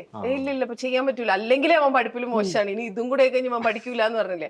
അപ്പൊ ചോദിച്ച ചോദ്യം ഉണ്ടല്ലോ, നിങ്ങൾക്ക് എന്താ പെരുന്തച്ഛൻ കോംപ്ലക്സ് ആണോ എന്ന് ചോദിച്ച ചോദ്യം എന്തുകൊണ്ട് പിന്നീട് അങ്ങോട്ട് സിനിമകൾ ചെയ്യാൻ അവർ സമ്മതിക്കാതിരുന്നപ്പോ ചോദിച്ചില്ല? അല്ല, എന്താ കാര്യം എന്ന് അറിയോ, ഞാൻ 7ാം ക്ലാസ്സിൽ സ്പടിയൊക്കെ നമ്മൾ ഷൂട്ടിങ് തുടങ്ങുന്നതിന് മുമ്പ് 1 മാസം എന്ന് പറഞ്ഞിട്ട് കൊണ്ടുപോയതാണ്. ആ ഷൂട്ടിങ് 7ാം ക്ലാസ്സിൽ ഞാൻ തുടങ്ങിയപ്പോഴാണ് ഷൂട്ടിംഗ് തുടങ്ങിയത്. 8ാം ക്ലാസ് ഫൈനൽ എക്സാമിനാണ് ഷൂട്ടിംഗ് തീർന്നിട്ട് പടം റിലീസാവുന്നത്. 2 കൊല്ലം എടുത്തു. അപ്പോൾ അത് കഴിഞ്ഞിട്ട് പിന്നെ 9th ഉം 10th ആണ് അടുത്ത്. അപ്പോൾ എന്താ പറയുക, അച്ഛൻ പറഞ്ഞു എന്താ പറയാ, നടക്കൂല മോനെ. വേറെ ഒന്നല്ല, അന്ന് SSLC Was a big പാസ്സാവണ്ടേ. deal. അതെ. അപ്പോൾ I think still it's a big deal. ഇപ്പോഴത്തെ പിള്ളേരോട് അതൊക്കെ പറയുന്നത് പക്ഷെ എന്നാലും എന്താ പറയാ, ഒരു അച്ഛൻ പറഞ്ഞല്ലേ, നീ ഒരു ഇത്ര പഠിക്കാൻ കഴിഞ്ഞിട്ട് 2-3 ഓഫീസ് പോകുന്നു, വിട്ടില്ല. അപ്പോൾ അങ്ങനെ ഇരിക്കുമ്പോഴാണ് അച്ഛൻ അവസാനം എടുത്ത് പറഞ്ഞത്, സ്നേഹത്തോടെ പറഞ്ഞു, നീ ഒരു ഡിഗ്രി എടുത്ത് കഴിഞ്ഞ് നീ എന്ത് വേണമെങ്കിൽ കാണിച്ചു, ഒന്നും പറയില്ല. അത് പറയുമ്പോൾ നമുക്കൊന്നും പറയാനും പറ്റില്ല. പറയില്ല. അപ്പോൾ അത് പറഞ്ഞപ്പോൾ ഞങ്ങൾ ശരിയെന്ന് പറഞ്ഞിട്ട് അപ്പോൾ അങ്ങനെയാണ് പിന്നെ അഭിനയം വിട്ടിട്ട് അങ്ങനെ പോയത്. പക്ഷെ ഇപ്പം ആലോചിക്കുമ്പോൾ അത് നല്ലൊരു തീരുമാനമായിരുന്നു എനിക്ക് തോന്നുന്നുണ്ട്. ആണോ? കാരണം വേറെ ഒന്നുമല്ല, ഞാനിപ്പോഴും എവിടെ ചെന്ന് കഴിഞ്ഞാലും ഞാൻ നല്ല പ്രായമുണ്ട്, എവിടെ ചെന്നാലും ഇപ്പോൾ തോമസ് ചാക്കോ എന്ന് എന്നെ വിളിക്കുള്ളൂ.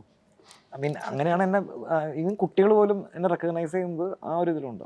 ഇപ്പം ഞാൻ കുറേ പടത്തിൽ അഭിനയിച്ചിരുന്നെങ്കിൽ ചിലപ്പോൾ ആ ഒരു സാധനം കിട്ടില്ല. എനിക്ക് വെച്ചാൽ അതിൻ്റെ ഒരു വാല്യൂ ആയിരിക്കും. വർഷങ്ങൾക്ക് ശേഷം മെക്സിക്കൻ അവാർഡിൽ അഭിനയിക്കുമ്പോൾ ആകെ ഒരു ബാക്കിലൊരു പടം ചെയ്തല്ലോ. അപ്പം എനിക്കിപ്പോഴും ഓർമ്മയുണ്ട്, മമ്മൂക്ക എന്നോട് പറഞ്ഞു, നീ സ്ഫടികത്തിന് ശേഷം വേറെ പടത്തിൽ അഭിനയിക്കാത്തതാണ് ഏറ്റവും നല്ല കാര്യം. അപ്പം അതുകൊണ്ടാണ് മെക്സിക്കൻ അവാർഡിൽ വന്നപ്പോൾ ആൾക്കാർക്ക് പെട്ടെന്ന് കണക്ട് ചെയ്യാൻ പറ്റി. അപ്പോൾ അദ്ദേഹം പറഞ്ഞു വെച്ചാൽ എന്താ പറയാ, ഇതിന്റെ ഇടയിൽ വേറെ കുറെ പടം ചെയ്തിരുന്നെങ്കിൽ അത് കിട്ടില്ലായിരുന്നു. പക്ഷെ ഇതിന്റെ ഒരു ഭാഗ്യത്തിന് 2023 സ്ഫടികം റിലീസ് ചെയ്തു. അപ്പം ഇനിയും വിജയമായി. അപ്പം പിന്നെ കുറച്ച് ഇപ്പം പുതിയ ജനറേഷനിൽ ആരും കണ്ടിട്ടില്ല, അവർ വരെ തിയേറ്ററിൽ പോയി കണ്ടപ്പോൾ ഞാൻ തോമസ് ചാക്കോയിട്ട് കൺഫേം രജിസ്റ്റർ മാറ്റാൻ പറ്റില്ല, എന്ത് കാണിച്ചാലും മാറ്റാൻ പറ്റില്ല. ഭദ്രൻ സാറ് പറഞ്ഞത് എനിക്ക് ഓർമ്മയുണ്ട്, ഒരു തോമസ് ചാക്കോ ഉണ്ടാവുന്നത്, അല്ലെങ്കിൽ മുണ്ട് പറിച്ചടിക്കുന്ന ആടുതോമ ഉണ്ടാവുന്നത്, അല്ലെങ്കിൽ ഇതുപോലത്തെ ഒരു ചാക്കോ മാഷ് ഉണ്ടാകുന്നതൊക്കെ അതൊക്കെ കിഴക്കുന്നേ സംഭവിക്കുള്ളൂ. അത് പാലായിൽ മാത്രം സംഭവിക്കാൻ സാധ്യതയുള്ള കഥയാണ്, അവിടെ നിന്ന് അങ്ങനത്തെ ആൾക്കാരുണ്ടാവുള്ളൂ എന്ന്. അങ്ങനത്തെ എന്തെങ്കിലും എക്സ്പീരിയൻസ് ഉണ്ട്? അതായത് അങ്ങനെ ഏതെങ്കിലും ഒരു ഇൻസ്പിറേഷൻ ഫ്രം പാലയിലുള്ള റിയൽ ലൈഫ് ആളുകളിൽ നിന്ന് സ്ഫടികം ഇൻസ്പയർഡ് ആയിട്ടുണ്ടോ? Do you know something like that? ഭദ്രങ്ങള് എന്താ പറയാ, അതായത് എന്റെ അച്ഛൻ പണ്ടൊരു പടം പ്രൊഡ്യൂസ് ചെയ്തിട്ടുണ്ട്, പൂമുഖപ്പടി. 2 പ്രൊഡ്യൂസേഴ്സ്, ഒന്ന് അച്ഛനും ഉണ്ട്, പിന്നെ ജോസ് അങ്കിൾ എന്ന് പറഞ്ഞിട്ടൊരു അങ്കിൾ ഉണ്ട്. മൂപ്പര് അമ്മ മരിച്ചുപോയി. അപ്പൊ അങ്കിള് എന്താ പറയാ മുനിസിപ്പൽ ചെയർമാൻ ഒക്കെ ആയിരുന്നു. അപ്പൊ അങ്കിളിന്റെ വൈഫ് പൊന്നമ്മാൻഡി ആണ് സ്ഫടികത്തിലെ ചിപ്പി. ആ ക്യാരക്ടറാണ് ചിപ്പി. പൊന്നമ്മാൻഡിന്റെ ബ്രദറാണ് ആടുതോമ. പക്ഷെ ക്യാരക്ടറിന്റെ പേര് അവർക്ക് മരിച്ചുപോയി. അല്ല പിന്നെ ആന്റി ഇപ്പോഴും ഉണ്ട്, ബ്രദറിനെ എനിക്ക് അറിയില്ല. പക്ഷെ ആടുതോമെന്ന് അതൊക്കെ എന്താ പറയാ റൈറ്റർ, ഐ മീൻ ബബറ്റങ്ങൾ ഉണ്ടാക്കിയെടുത്ത പേരുകളാണ്. ആടുതോമെന്നൊന്നും അങ്ങനെയൊന്നല്ല ശരിക്കുള്ള പേര്. നോബിൾ എന്നൊന്നും എനിക്ക് എക്സാക്ട്ലി ഓർമ്മയില്ല. അപ്പോൾ പൊന്നമാൻഡിയുടെ കഥ ആണ് ഈ ശരിക്കും പറഞ്ഞു കഴിഞ്ഞാൽ ഈ ചിപ്പിയും ചിപ്പി ചേച്ചി അഭിനയിച്ച ക്യാരക്ടറും ലാലേട്ടൻ അഭിനയിച്ച അതും. അപ്പോൾ വചനങ്ങൾ പിന്നെ ഈ ചാക്കോ മാഷിന്റെ റെഫറൻസ് മൂപ്പരുടെ സ്വന്തം അച്ഛൻ്റെ കയ്യിൽ നിന്ന് എടുക്കുക. അത് ഇങ്ങനത്തെ കുറെ കൾമിനേഷൻ ഓഫ് ക്യാരക്ടർ, അതായത് ഒരു ത്രെഡാണ് അവിടെ നിന്ന് കിട്ടിയത്, അതിനെ പിന്നെ ഡെവലപ്പ് ചെയ്ത് ക്യാരക്ടേഴ്സ് പല സ്ഥലങ്ങളിൽ നിന്നായിട്ട് എടുത്തിട്ടുള്ളത്. അപ്പൊ ഈ പറഞ്ഞ പോലെ തന്നെ നമ്മൾ ഇതേപോലത്തെ ഇഷ്ടംപോലെ സിനിമകൾ ഇപ്പോഴും എനിക്ക് തോന്നിച്ചാൽ ഇപ്പോൾ അതെ സുരേഷ് ഗോപി ചേട്ടൻ അഭിനയിക്കുന്ന പുതിയൊരു പടമുണ്ട്, നമ്മുടെ ഒറ്റക്കൊമ്പൻ. അതും പാലയിൽ നിന്ന് എന്തൊരു ക്യാരക്ടറിന്റെ ശരിക്കും ഇൻസ്പയർഡ് ചെയ്യുന്നതാണ്. പൃഥ്വിരാജിന്റെ കടുവ, അതും എല്ലാതും അപ്പൊ ഉണ്ട്, ഞാൻ ഇല്ലെന്നല്ല. അങ്ങനത്തെ ആ ഒരു ഏരിയ കുറച്ച് പാലാ സൈഡ് എല്ലാം കുറച്ച് എക്സ്ട്രീം ആണല്ലോ. അവരുടെ ഇമോഷൻസ്, അവർ സന്തോഷം വന്നാൽ അതും എക്സ്ട്രീമാ, അവരുടെ ഇപ്പൊ ഞാൻ ആരാന്ന് പേര് പറയുന്നില്ല, ഞാൻ ഒരു പക്ഷെ കേട്ടതാ. അതായത് എൻ്റെ ഒരു ഫ്രണ്ടിൻ്റെ സിസ്റ്റർ പ്രഗ്നൻ്റ് ആണ്, പ്രസവിക്കാൻ പോകും. അപ്പോൾ normal surgery I mean delivery ഭയങ്കര പേടി, അപ്പോൾ മറ്റേ സി സെക്ഷൻ പോകാമെന്ന് പറഞ്ഞു. അപ്പോൾ ഈ കുട്ടിയുടെ അമ്മായപ്പല്ല സ്വന്തം അച്ഛൻ അപ്പുറത്തുനിന്ന് പറയാണ്, ഇടീ നൊന്ത് പ്രസവിക്കടി എന്നാലേ കൊച്ചിനോട് ഒരു സ്നേഹം ഉണ്ടാവുള്ളൂ.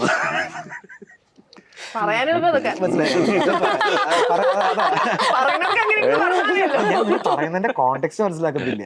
അതായത് അവിടുത്തെ ആൾക്കാർ അങ്ങനെയാണ് സംസാരിക്കുക. അപ്പൊ അവിടെ പൊളിറ്റിക്കൽ കറക്റ്റ്നെസ് നോക്കുന്നില്ല. കാരണം അവര് ഭയങ്കര പച്ചയായ മനുഷ്യന്മാരാണ്, ഭയങ്കര സ്നേഹത്തോടെയാണ്. ദേഷ്യം വന്നു കഴിഞ്ഞാൽ അതിന്റെ എക്സ്ട്രീം, സ്നേഹം വന്നു കഴിഞ്ഞാൽ അതിന്റെ എക്സ്ട്രീം. അപ്പൊ അങ്ങനത്തെ അതിന്റെ ഇടയിലുള്ള കളിയൊന്നും അവർക്കില്ല. അങ്ങനെയാണ് എനിക്ക് ഭയങ്കര ലൗഡാണ്, പക്ഷെ നല്ല മനുഷ്യന്മാരാണ്. കാരണം ഞാൻ കോട്ടയം പാല നമുക്ക് ഇഷ്ടംപോലെ ഫ്രണ്ട്സ് ഉണ്ട്, ഫാമിലി ഫ്രണ്ട്സ് ഉണ്ട്, എല്ലാവരും ഉണ്ട്. അവിടെ ചെന്ന് കഴിയുമ്പോൾ തന്നെ വീട്ടിലോട്ട് വരുമ്പോൾ തന്നെ അവരുടെ ഒരു സ്നേഹം ഉണ്ടല്ലോ. അത്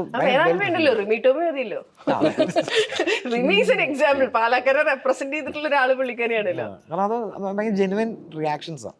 അത് എന്ത് സ്നേഹം വന്ന സ്നേഹം, ദേഷ്യം വന്ന ദേഷ്യം, സങ്കടം വന്ന സങ്കടം കറക്റ്റ് ആയിട്ട്. നിങ്ങൾ പറഞ്ഞത് വെച്ചിട്ട് സംഭവം രസമുണ്ട്. ഈ ഫാന്റസി ടൈപ്പിൽ, അതായത് ഒരു ഇമാജിനറി വേൾഡ് പോലെ നമുക്ക് പോയി കാണാൻ പറ്റുന്ന ഒരു സിനിമ, ഇൻ ഷോർട്ട് അല്ലെ? 1 മണിക്കൂർ എന്താ പറയാ 2 മണിക്കൂർ പോവാ, സ്ട്രെസ് ഫ്രീ, അതെ അതെ അതെ ഡെഫിനറ്റ്ലി. കഴിച്ച് വീട്ടിൽ വരും. കൈ അടിച്ച് തിരിച്ചു വരിക അല്ലേ? ഓക്കെ, അപ്പൊ സിനിമ റിലീസ് ആവുന്നതിന് മുമ്പ് നമ്മൾ ഇത്രയും നേരം പറഞ്ഞത് കൂടാണ്ട് എന്തെങ്കിലുമൊക്കെ ആഡ് ഓൺ ചെയ്ത് പറയാനുണ്ടോ? ആഡ് ഓൺ ചെയ്ത് പറയാനാണെന്നുണ്ടെങ്കിൽ ഒരുപാട് ചേട്ടൻ പറഞ്ഞു നമ്മള് ചിരിക്കാനുള്ള ഒരു പടം അത്രേ ഉള്ളൂ. പിന്നെ എൻ്റെ ഇടയിൽ വിട്ടുപോയത് ബേബി ഗേളും കൂടെ ഉണ്ട് കേട്ടോ ഇനി വരാനുള്ള. അരുൺ അതിലും ഒരു ചെറിയ എല്ലാ വേഷം. പടത്തിലും ഉണ്ട്. ഫിലിമോഗ്രഫി ரொம்ப ലോങ്. ഇത് ചേട്ടൻ അടുത്ത 2 കൊല്ലത്തിനുള്ളിൽ 100 സിനിമ ഇപ്പൊ എത്ര സിനിമയുണ്ടോ? എന്നെയാണ് ഒരു 10 കഴിഞ്ഞു. 10 കഴിഞ്ഞു. അടുത്ത 2 വർഷത്തിൽ 100 അടിക്കും. എഴുതി തരാം. ഇങ്ങനെ പോവാണ്. എന്നെ സാർ ഇത് ആ നാക്ക് പൊന്നായിരിക്കട്ടെ. അങ്ങനെ തന്നെ ആയിരിക്കട്ടെ. ജോലി എത്ര വർഷം കൂടെ ഉണ്ട്? ജോലി 2 വർഷം. 2 വർഷം. അത് കഴിഞ്ഞാൽ പിന്നെ അതേ പറഞ്ഞേ